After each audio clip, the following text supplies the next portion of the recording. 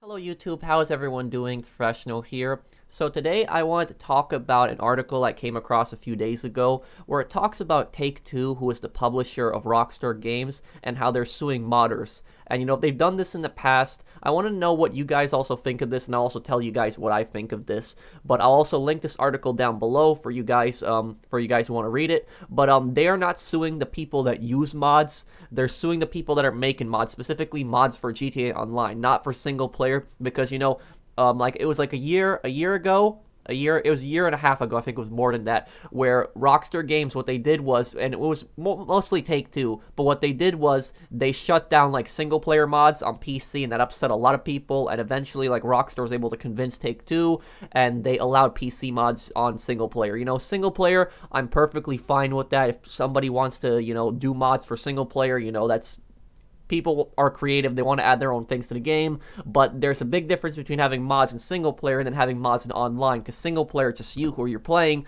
but online it's with other people. If somebody brings mods into that, not necessarily fair to everybody else in the lobby, especially if it's something to give them some kind of huge advantage. But anyways, let's read off what this says. So, Evolve is a paid GTA Online mod menu or trainer that's been running since 2017. Like several similar mods, it lets players change basic elements of the game world. While the mod is running, Evolve grants users godlike powers like cloning themselves, controlling the weather, and raining weapons from the sky. But as the lawsuit notes, mod menus also affect non-modded players' experience. They can be used to troll or grief these innocent bystanders by auto-killing them or turning the environment against them. And this is the problem. This is the problem with mods. And one good thing about console, one good thing about, PS4 and Xbox One is we don't really have to deal with these people. Like, these people who are cheating like that. It's unfortunate the PC players do have to deal with them.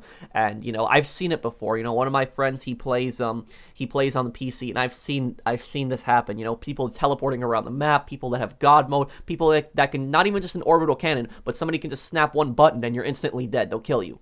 That's how out of control modding is on PC. And it's like whenever you join like 30 player lobbies, there's almost at least one modder in those lobbies. It's gotten to the point where some people have just given up on the game.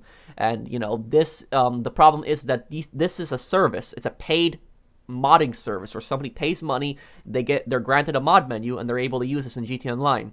So let's keep reading. Let's see what this article says. People also use mods to grant themselves infinite money. Okay, we already know people do that, which lets them play in a way Rockstar didn't intend. Evolve disrupts the user's experience that was designed by Take-Two, it says, and its creators have attempted to conceal their infringement by creating, distributing, maintaining, and selling the infringement program pseudo-anonymously.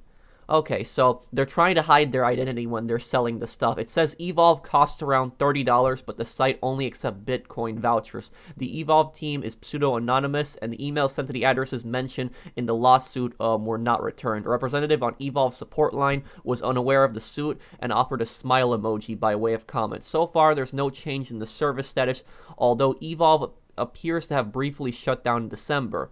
So you don't really even know who's making this. You don't know who's making these mod menus. And, the big question here, and the big question is in this video, is let me know what you guys think down below, because I want to know what you guys think. Do you guys think that Take-Two going after these people who are making the mod menus, like suing them, you think that's going too far, or do you agree with it? Me personally, I don't know. I want these mods gone. I don't want them to be like in an online game. I have no problem with single player mods. I just don't like people having like cheating mods, like people flying around, God mode, all that type of stuff. I don't want that in there. And they're suing them, and while a lawsuit like suing modders I don't think necessarily would work, this is a paid modding service. People are paying money for this. They're basically making mods for that game, and they're charging for it, and they're making money off of that. So when Take-Two takes that to court, they have a really good case there, because they're making money off their product, and they're putting things into their product that's not really intended. But my solution to this, and this isn't the first people that Take-Two are suing. They've sued other modders before this.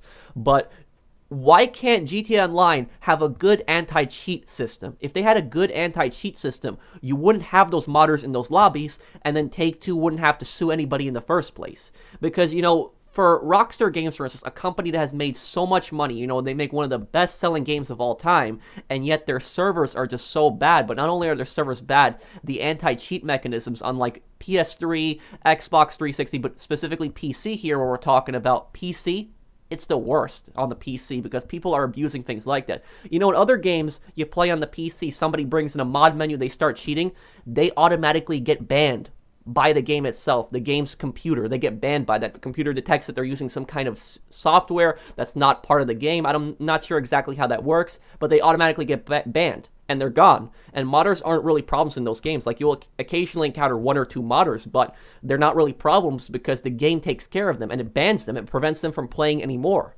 You know, why can't GTA Online have something like that where if somebody starts using these mods, the game automatically detects that and just throws them out and just bans them? They had something like that, they wouldn't have to do those lawsuits. And, you know, that's really my point there. The lawsuits itself, I don't know. I'm not going to really take a position on it. I want these mods gone, but if they had some kind of good anti-cheat system, these modders wouldn't be in the game and they wouldn't have to take this to court. But let's see exactly what it says here throughout the article, because it's not finished yet. Take-Two has been going after GTA mods for years now. In mid-2017, it successfully shut down 3 modding tools with cease and desist notices, convincing one of the teams to donate its proceeds to charity. So I guess that's good there. They convinced them to donate a lot of the money to charity. As Kotaku noted at the time, some players cheered this decision, since cheaters had used their extra powers to attack people without the mods, but Take-Two also ignited protests by banning the popular general-purpose modding system OpenIV. You know, that's single player, I believe. Rockstar Games eventually convinced their publisher to rein in its legal threats and agreed it will generally not take legal action against non-commercial mods for the game's single player content. So yeah, single player mods, those should not be affected. Those are for fun. You know, it adds replayability to the game. People make more mods. They have fun with that. They mess around.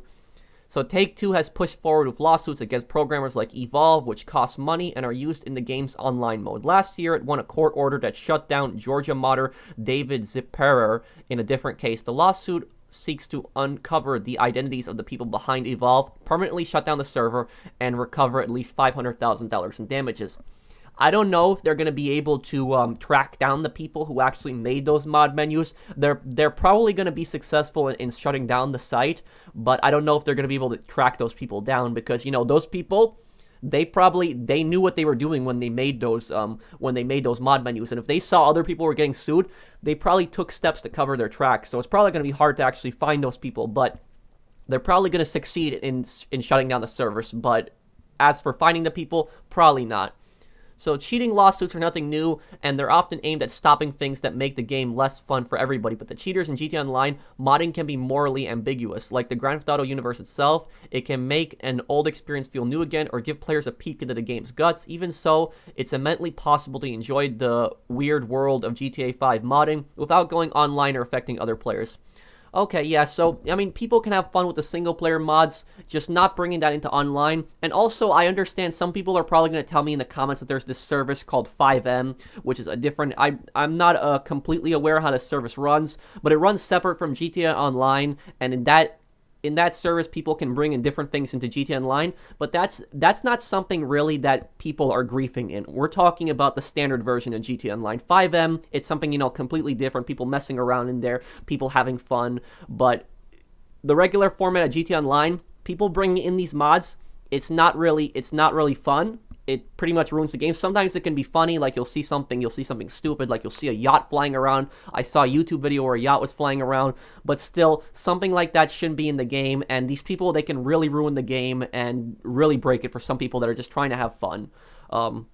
So let's see what else it says here. Take-Two hasn't spread its legal crackdown to Red Dead Online, which is still in beta testing and has only been available for a few months, but with a spate of updates this spring, it's trying to make the core game less griefer-friendly, an effort that if Red Dead Online is anything like GTA Online or other multiplayer games, it will never really end. I am very curious I think Red Dead Online will eventually come to PC, and I'm really curious what kind of anti-cheat system it's going to have.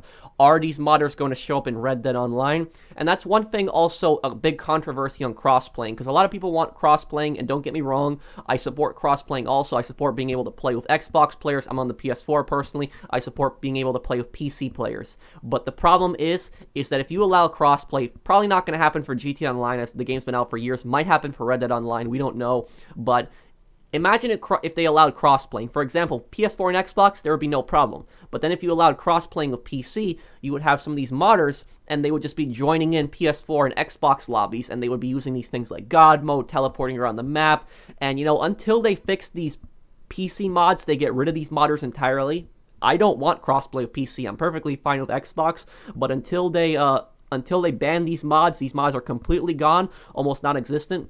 I don't want cross-playing with PC personally, and PC players probably know how I feel on that. They encounter a lot of this stuff. So let me know down below, what do you guys think? Do you think the lawsuit is taking things too far, or do you agree with the lawsuit? Not really taking a position on the lawsuit, but I don't want these mods in the game. I just don't want them in here, and I think a lot of people can agree they shouldn't be in the online, and probably going to be successful in taking down the website, but they're probably not going to track down the people. So let me know down below what you guys think. If you enjoyed the video, drop a like, and if you're new to my channel and enjoy my content, subscribe, and I'll see you guys in the next one. Take care, everyone.